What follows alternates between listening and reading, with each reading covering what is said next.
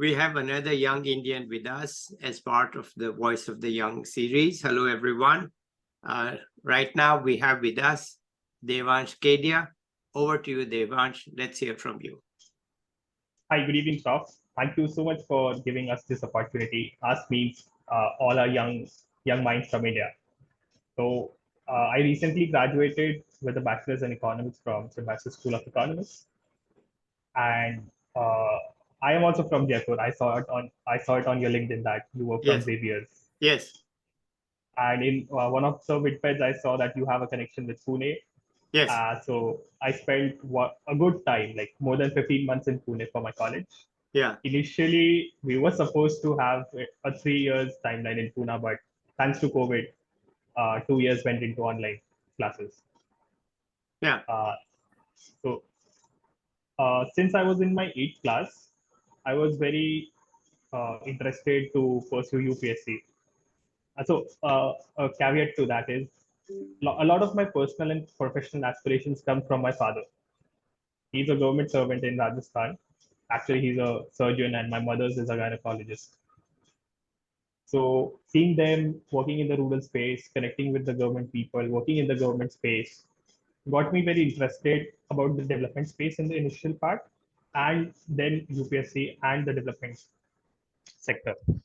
So I chose humanities in my plus one and plus two. Did decently well there, but I wanted to pursue economics in DU. Firstly, my marks were supposedly good, but they weren't enough for getting into DU, and I didn't have maths. So I had the option of going to private colleges like St. Vincent's School of Economics and a few others in the central region that offer folks without a maths degree, without a maths course to undertake economics course. So Symbiosis was one of them, and I luckily got into that. Yeah. So the first 2 years were online, and I didn't enjoy economics much. But in the third year, when I was in the offline mode, I did enjoy that, and I wanted to take it forward. But I like I'm giving you a gist. I Yeah. got a job at Janaka. Yeah. So yeah, this was this, and I restarted from my first year. So first year I was looking for opportunities to intern and volunteer at different places, and I started interning at a educational NGO named as Prayas Corps in Jaipur. It was an educational NGO. I used to teach kids. I used to organize few events for them, and from there I interned at Professor Rajiv Gowda's office. He was a former member of parliament from Bangalore. He was a member of parliament for Rajasthan. I worked with him. I worked with Teach for India and Pratham as an intern and volunteer. Again, there at Teach for India, I taught a few kids the subjects I love, economics being one, geography being the second. And at Pratham, I was working in their financial literacy domain. Post that, I got an opportunity to intern at the UPenn's think tank and civil societies program. So my much of the exposure to all the civil society organizations came from there by working with Dr. James McGann. And post that, I worked on a very interesting project of safe abortion access with the district administration in Punjab. That was Okay. great experience. I went on to the field as well for the survey, and we had starting observations there. And subsequently, post that, So I can you interned share at some of those observations? Sure. So these were somewhat, I would say, dark observations. So initially, the project was we wanted to analyze and see how the youngsters are being treated if they seek an abortion. So you would know that youngsters would not be married, and whether willfully or not, they would, if they conceive a child and if they want to get it aborted, how would the experience for them Yeah. in a rural setting like Rupnagar? Yeah. The place where IIT Ropar is there. This was the district Rupnagar.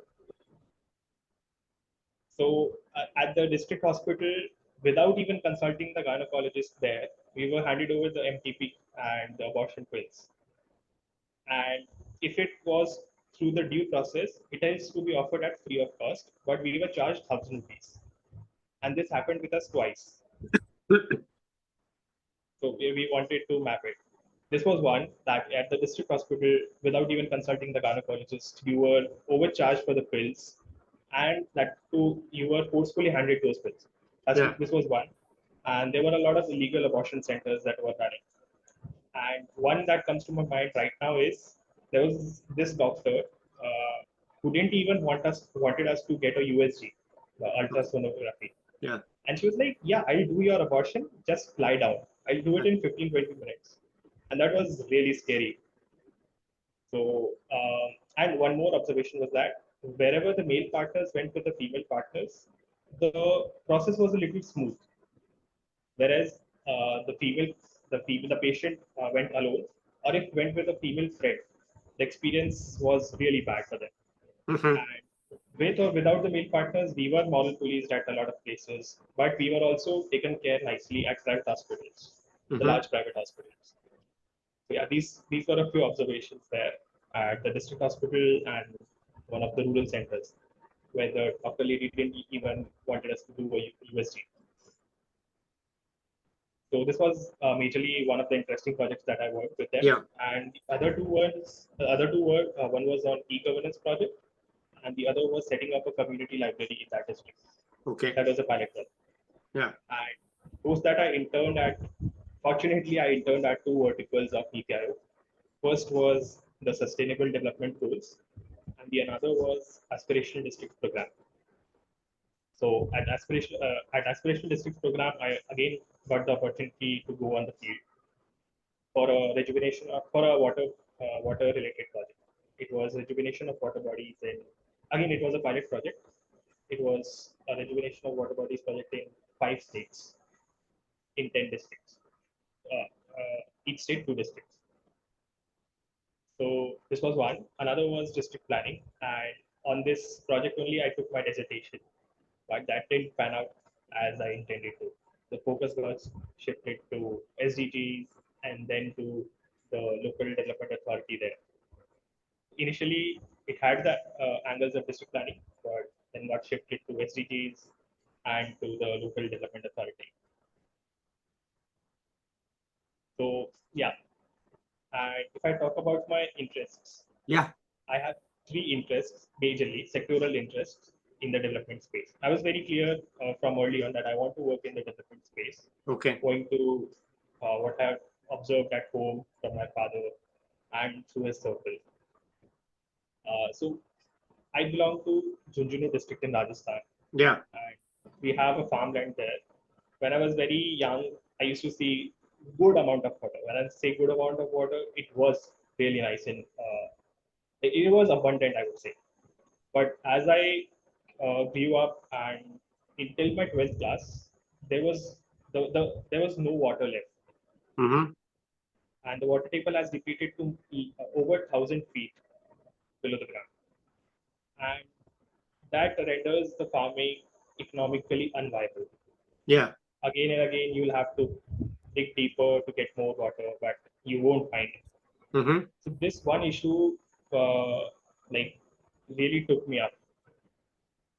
Alongside, there was another thing. My parents were posted, and are still posted in Nagaur district. Here, we used to receive water supply once in 8 days. Yeah. That too hard water. Yeah. So I witnessed these issues growing up, and that really caught me. So in the long run, I do want to contribute to the water space. This Okay. was my first priority. Like in the long run, Yeah. one personal and professional aspiration that I do contribute to the water sector, specifically in Rajasthan. Yeah. Second interest, the sectoral interests lie in the public health domain Yeah. because, again, because of my parents. Yeah. And the third is in the governance space. So I work in urban governance space in a niche of municipal finance at Janagra. Yeah. So do you know about Janagra by any chance? No. So Janagra was started like 20 years back, and we have a headquarters in Bangalore.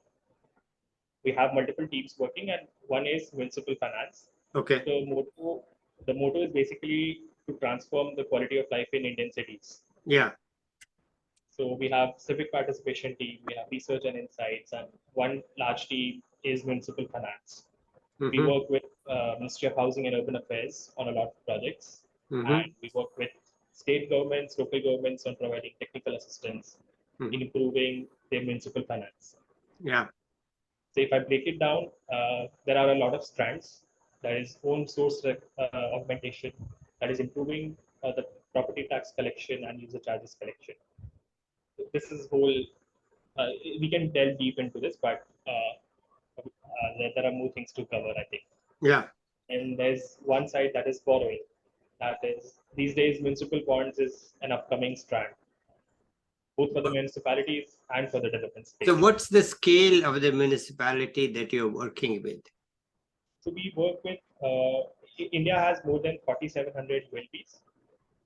We work with the larger ones at the moment. At the local government level, we work with the larger ones like Chennai.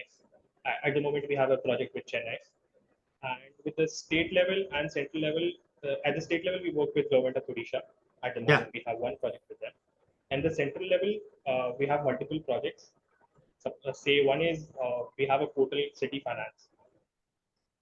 Till 4 years back, there was no information available on the municipality's finances, a consolidated uh, dashboard or information portal, I would say. Yeah.